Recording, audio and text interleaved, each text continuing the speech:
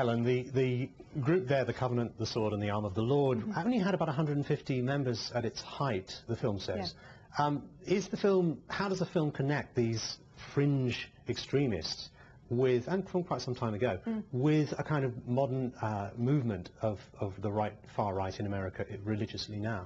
I think there's no sort of smoking gun. There's no, single figure maybe who influenced both. I think it's more that these are both a part of the same feeling that the apocalypse is coming. The signs are there. That they harp on and on about the existence of the state of Israel, as a sign of the coming apocalypse. They find signs all over the place, and they're convinced it is on its way. So I think that group may have been ahead of the curve in some ways, but the sad fact is that their beliefs have almost gone mainstream in some areas now. Those are pretty extremist groups and beliefs, though. They were also kind of fomented out of an economic slump. Neil, do you think that the timing now with a post 9/11 era and an economic crisis that's going on at the moment is a kind of ripe environment for these kind of groups to thrive? I think it's a hothouse because that's when people are at their most vulnerable, quite apart from, the aspect of America being under threat from the war on terror or whatever it happens to be. They've now got the double whammy of losing their homes because they can't pay the mortgages. So a community like that sounds quite attractive. Absolutely, they're completely vulnerable to the idea of some kind of unification, and it gives them a power. It gives them a false sense of power, of course. And making sense of the chaos is a sense of power as well. And especially the young. I mean, there's an incredibly interesting quote from a young man who says, "It's giving us something to live for, giving us hope. It just fixes everything in our lives."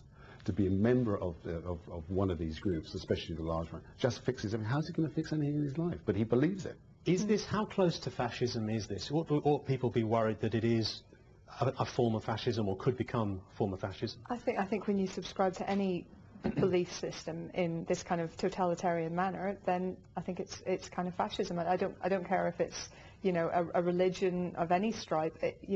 When you stop questioning anything about it and take it all as literally gospel, then how does it differ? You're capable of kind of anything at that point. That's what's very scary about the links then to the military and government that we see later on in the film. I do have a quote from the American novelist Sinclair Lewis, who said, "When fascism comes to America, it'll be wrapped in a flag and carrying a cross."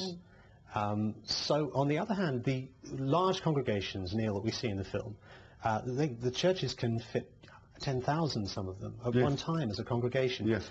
Why do these make people uneasy? I mean, there's an obvious answer, but couldn't people say, well, there's a good religious community that's holding all these people together? What's wrong with that? Well, absolutely nothing. As long as it's the thing that really worries me is the actual hypocrisy of their stance. I mean, on several occasions during those rallies, and they go up to 35, 40,000, some of the rallies, with sort of lights, and they're like huge rock concerts. And of course people get carried away, is that they are condemning violence in films and television and pornography and all that sort of material, and yet at the same time they're promoting an incredibly aggressive and violent reaction and stance against their perceived threat. Well, let's pause there. We should go to another clip where we see a part of the film which explores the evangelical Christian belief of the end of days. And this is the biblical prophecy which some believe heralds the apocalypse and the return of Jesus Christ. And the first preacher in the clip to speak comments directly on the 9/11 tragedy.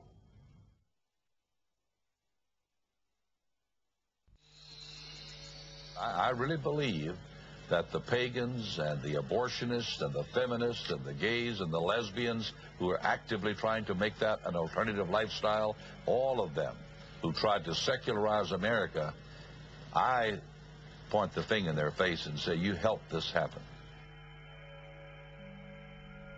They could point to 9/11 and say, look, we told you something like this was going to happen. We told you that the end of the world was coming. There'd be a great confrontation, and see? Something like this has never happened before, and now it's happening.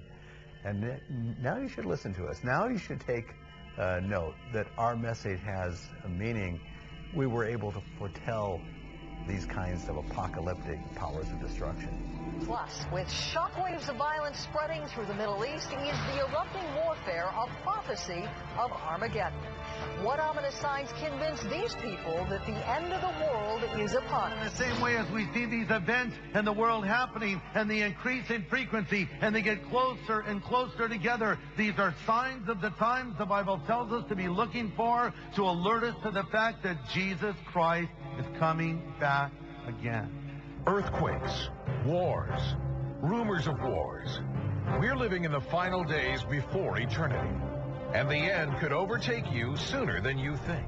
All you have to do is turn on the evening news to understand that a cataclysmic drama is about to be played out in the theater of world affairs. You and I are living right now at this moment in the days of the fulfillment of Bible prophecy, days that prophets like Isaiah and Jeremiah could only look forward to.